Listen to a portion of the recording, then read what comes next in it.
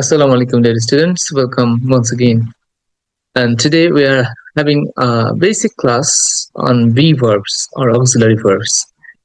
You may have some idea about am, is, are, was, were, but these are called be verb in grammar. Be verb আমরা কেন শিখবো সেটার কারণ হচ্ছে এই be verb বাক্যে অনেকগুলো কাজ করতে পারে। সে মূল ভার্বের মতো কাজ করতে পারে, আবার সে একটা লিঙ্কিং ভার্বের মতো কাজ করতে পারে। So think about am.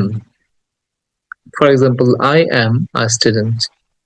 So এখানে I এবং student একই ব্যক্তি, তাকে আমরা যুক্ত করছি am দিয়ে. That's why it's called a linking verb also.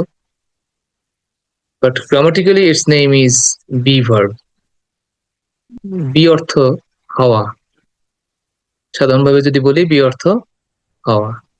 So আমি হই, that means I am. তুমি হও, you are.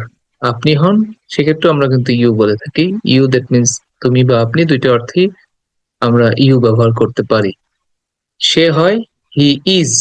আমরা এর আগের ক্লাসে শিখেছি যে কখন am হয়, কখন is হয়, কখন are হয়।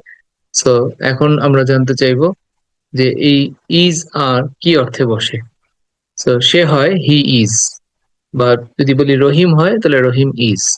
তারা হয় they are, যেহেতু আমরা প্লুরাল সাবজেক্টের সাথে আর বসাই তাই আমরা ব্যবহার করছি they are। আবার যদি বলি এটা হয়, that means it is বা this is।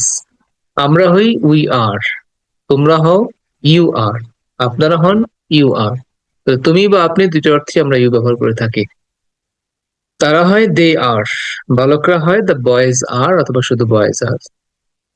পাখিগুলো হয় the birds are। তাহলে এই যে হয় অর্থে আমরা ব্যবহার করে থাকি am, is অথবা are। এখন প্রশ্ন হচ্ছে এর পরের অংশে আমরা কি ব্যবহার করব। আমরা তো এতটুকু জানলাম যে আমি হই I am, তুমি হও you are। এরপরে আমরা একটা নাউন ব্যবহার করে থাকি। সাধারণত এই be ভার্বের পরে নাউন অথবা অ্যাডজেক্টিভ ব্যবহার করা হয়। কখনো কখনো নাউন, কখনো কখনো অ্যাডজেক্টিভ বসে।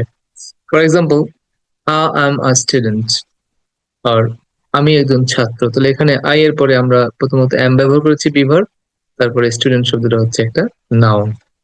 সো এইভাবে করে আমরা বাক্য তৈরি করতে পারি। দেখো, খেয়াল করো প্রত্যেকটা বাক্যে you are a learner, learner টা noun. you are a teacher, teacher টা একটা noun. he is a banker, banker টা একটা noun. Rahim is an artist, art is a noun. So এভাবে করে আমরা বি ভার্বের পরে নাউন যুক্ত করে বাক্য তৈরি করতে পারি। আবার চাইলে বি ভার্বের পরে আমরা অ্যাডজেক্টিভ দিয়ে বাক্য তৈরি করতে পারি, যেমন he is honest, he is honest, she is beautiful. এই যে বি ভার্বের পরে অ্যাডজেক্টিভ অথবা বি ভার্বের পরে নাউন দিয়ে আমরা বাক্য তৈরি করতে পারি।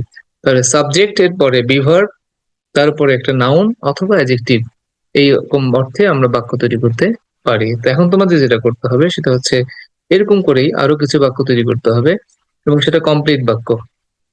এন্ড সেটা করার জন্য আমি কিছু স্লাইড দিব এবং একটা গ্রিডিং দিব, আমরা সেটা দিচ্ছি একটু পরে। আমরা অ্যাডজেক্টিভের এক্সাম্পলটা একটু দেখি যে বি ভার্বের পরে অ্যাডজেক্টিভ বসে কিভাবে বাক্য তৈরি হয়। যেমন তুমি সাহসী, ইউ আর ব্রেভ। ব্রেভ শব্দটা এখানে অ্যাডজেক্টিভ। বা আমি বললাম যে তুমি নিরপরাধ, that means you are innocent. Innocent শব্দটা এখানে অ্যাডজেক্টিভ। আপনি পরিশ্রমী, পরিশ্রমী শব্দটা অ্যাডজেক্টিভ, দ্যাটস ওয়াই আমরা লিখতে পারছি ইউ আর ইন্ডাস্ট্রিয়াস।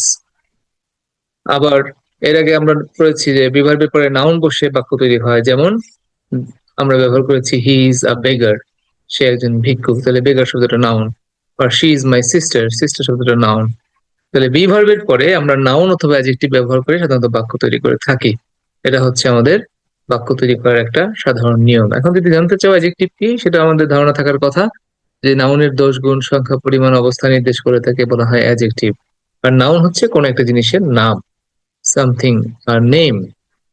সো আমরা এখন যেটা করব, প্রথমত এই বাক্যগুলোকে পড়বো, আমরা পরিপূর্ণ বাক্যটা পড়বো। যেমন তুমি সাহসী, ইউ আর ব্রেভ। আমি একজন শিল্পী, আই এম অ্যান আর্টিস্ট। আমরা ছাত্র, উই আর স্টুডেন্ট। তোমরা নিরপরাধ, ইউ আর ইনোসেন্ট। আপনি পরিশ্রমী, ইউ আর ইন্ডাস্ট্রিয়াস। তারা মিথ্যাবাদী, দে আর লায়ার। এভাবে করে পরিপূর্ণভাবে বাক্যগুলো পড়তে হবে।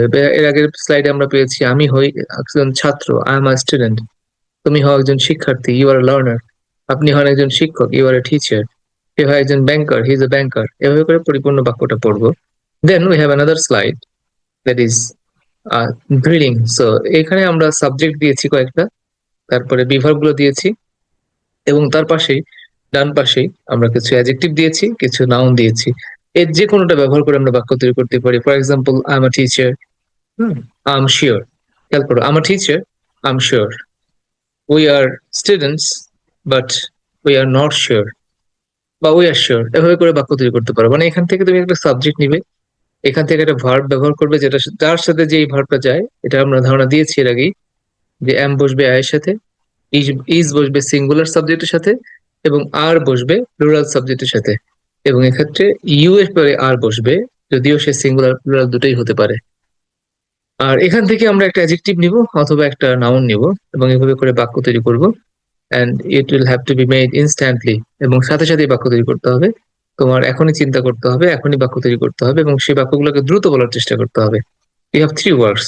আমাদের প্রথম কাজ হচ্ছে এখান থেকে বিভার্ব দিয়ে বাক্য তৈরি করা, বিভার্ব প্লাস নাউন। দ্বিতীয় কাজ হচ্ছে বিভার্ব প্লাস অ্যাডজেক্টিভ। এবং তারপরে শেষ কাজ হচ্ছে আমাদের এই চেইন ড্রিলিং থেকে একটা করে সাবজেক্ট নিব, একটা করে ভার্ব নিব, এবং একটা করে নাউন বা অ্যাডজেক্টিভ নিয়ে বাক্য তৈরি করব। এভাবে দেখবো যে আমরা অসংখ্য বাক্য তৈরি করতে পারি। We have another slides for these beavers. আমরা এখানে বাংলাগুলো বলবো, তারপরে তোমরা এগুলো ইংরেজি বলবে, সেটা দিয়ে বাক্য তৈরি করার সিস্টেম আমরা শিখবো। So I hope it's clear. আমরা তারপর একটা সামারি করে দিই।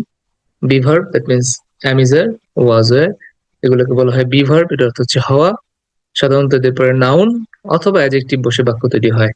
নাউন অথবা অ্যাডজেক্টিভ। নাউন হচ্ছে কোনো কিছুর নাম, এন্ড অ্যাডজেক্টিভ হচ্ছে কোনো কিছুর বৈশিষ্ট্য, বা নাউন বা প্রোনাউনের বৈশিষ্ট্য। তো এই অর্থেই আমরা মূলত বিভার্ব দিয়ে বাক্য তৈরি করতে পারি। আর যদি আমরা পাস্ট অর্থ প্রকাশ করি, সেক্ষেত্রে ওয়াজ এর ব্যবহার করব। যেই ক্ষেত্রে প্রেজেন্টের অর্থ প্রকাশ করে, সেক্ষেত্রে আমরা এম ইজ এর ব্যবহার করব। যে ক্ষেত্রে অতীতের অর্থ প্রকাশ করবে, সেক্ষেত্রে ওয়াজ এর ব্যবহার করব। So that's it. I hope you will enjoy the class.